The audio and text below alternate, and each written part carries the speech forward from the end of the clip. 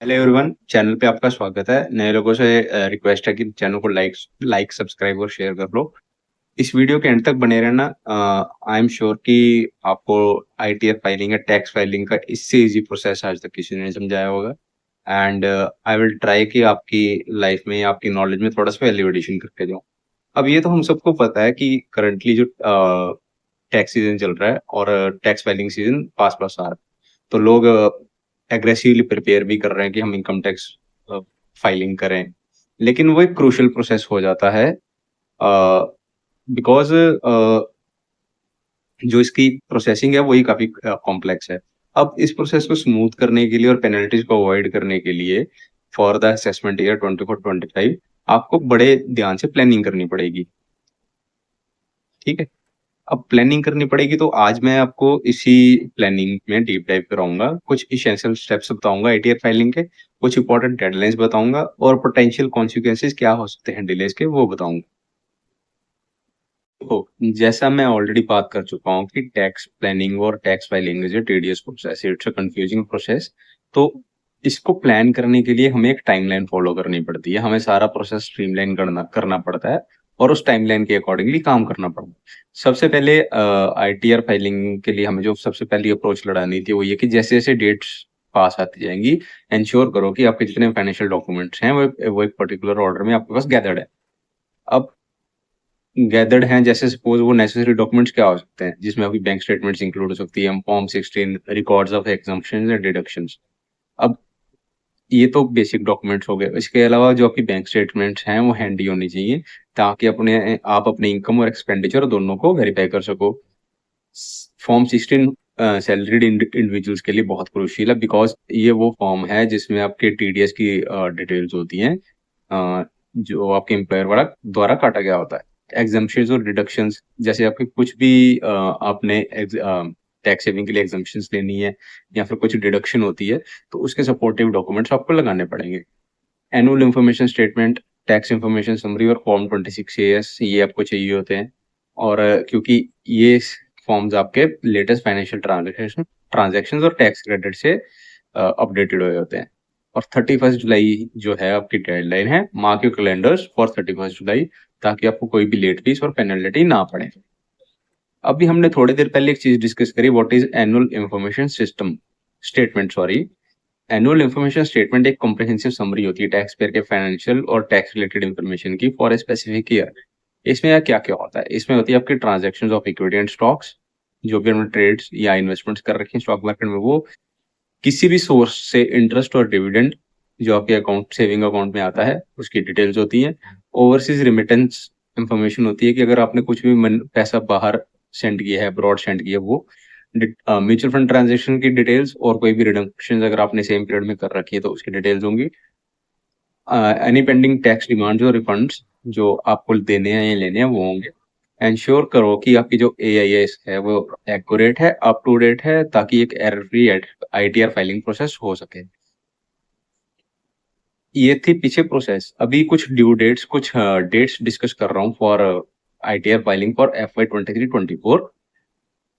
इसमें ये डेट्स आपको इसलिए ध्यान में रखनी है क्योंकि इसमें बहुत सारी कैटेगरीज हैं टैक्स पेयर्स की, और ये ध्यान में रखने लायक है कि आप ताकि आप लेट फीस भी बच सके और पेनल्टी से भी बचो। सैलरीड इंडिविजुअल्स के लिए 31 जुलाई 2024, पार्टनरशिप LLPs जिनको ऑडिट की जरूरत नहीं है, they need to file their ITR by 31 July 2024। Individuals HUFs जिनको ऑडिट की जरूरत नहीं है, उनको 31 जुलाई 2024 तक आईटीआर फाइल करनी है। वो बिजनेसेस जिनको ऑडिट की रिक्वायरमेंट है उनको 31 अक्टूबर 2024 तक आईटीआर फाइल करनी है। और businesses requiring transfer pricing report, उनको 30 नवंबर 2024 तक आईटीआर फाइल करनी है। ये तो थी कुछ इंपॉर्टेंट डेट्स। अब आपने आईटीआर फाइल कर दिया, उसके बाद आपको आईटी से रिफंड भी चाहिए, तो उसके लिए भी कुछ सिंपल स्टेप्स फॉलो कीजिए। सबसे पहले अपनी आईटीआर प्रिपेयर कीजिए, जितने नेसेसरी डॉक्यूमेंट्स हैं जिसमें इनकम डिडक्शंस टैक्स पेड और एक्यूरेटली डिटेल हो, वो सारे के सारे डॉक्यूमेंट्स इकट्ठे कीजिए ताकि आपकी आईटीआर प्रिपेयर हो सके। सबमिट फाइल करिए और सबमिट करिए अपनी आईटीआर थ्रू ऑफिशियल ई फाइलिंग पोर्टल। तीसरा, ई-वेरीफाई करना है, सारा प्रोसेस वेरिफिकेशन प्रोसेस कंप्लीट करो with in 30 days of filing.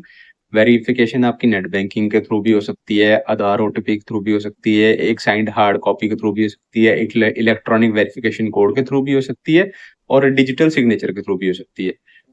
Once you have completed all the process, तो आपका रिफंड रिफंड जो है कैलकुलेट होगा, प्रोसेस कर दिया जाएगा। मान लीजिए अगर आप डिले कर देते हैं अपनी आईटीआर या किसी भी वजह से डिले हो जाती है वो, तो उसके कॉन्सिक्वेंसेस क्या हो सकते हैं और क्या क्या पेनल्टीज पड़ सकती हैं, वो डिस्कस करते हैं। फाइलिंग योर आईटीआर टाइम पे आपको अपनी आईटीआर फाइल करनी है, हालांकि वो लीगल ऑब्लिगेशन नहीं है, लेकिन जरूरी हो जाता है अगर आपको पेनल्टी सेव करनी है और किसी भी कॉम्प्लिकेशन से बचना है तो, ताकि इसलिए कहते हैं कि अपनी आईटीआर हमेशा टाइम पे फाइल करो। सबसे पहले अगर आप डेडलाइन मिस करते हो, जो कि अगर सेल रीडिंग इंडिविजुअल के केस में लेंगे तो 31 जुलाई 2024 है, तो you will be liable to pay late filing fee. और अगर डिलेड फाइल करोगे तो आपको इंटरेस्ट भी पे करना पड़ेगा अनपेड टैक्सेस पे। अगर तीसरी सबसे बड़ी चीज, अगर आप आईटीआर ही लेट फाइल कर रहे हो तो आपके रिफंड ऑटोमेटिकली लेट हो जाएंगे, जिससे आपका कैश फ्लो अफेक्ट होगा। जैसे सपोज कल को आपको लोन अप्रूवल्स में भी प्रॉब्लम आएगी और वीजा एप्लीकेशंस में भी प्रॉब्लम आएगी अगर आपकी आईटीआर अप टू डेट नहीं होगी, ठीक है। और मान लीजिए किसी केस में आपने लॉस कैरी फॉरवर्ड करना है, तो उस केस में वो भी रिस्ट्रिक्ट हो जाता है, बिकॉज डिलेड फाइलिंग आपकी carry forward losses carry forward अगले फाइनेंशियल ईयर तक करने की जो एबिलिटी है उसको रिस्ट्रिक्ट कर देती है, जिससे आपकी टैक्स प्लानिंग हैम्पर होती है।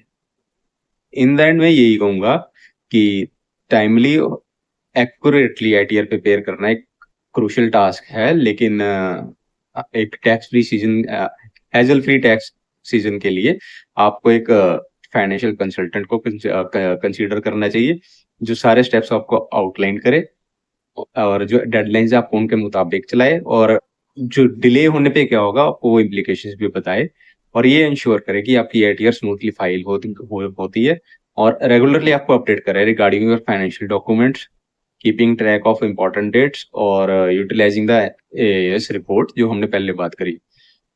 रिमेंबर, ये बात याद रखो कि जो टैक्स सीजन है उसके लिए आपको ऑर्गेनाइज होना पड़ेगा, डिलीजेंट होना पड़ेगा और प्रोएक्टिव होना पड़ेगा।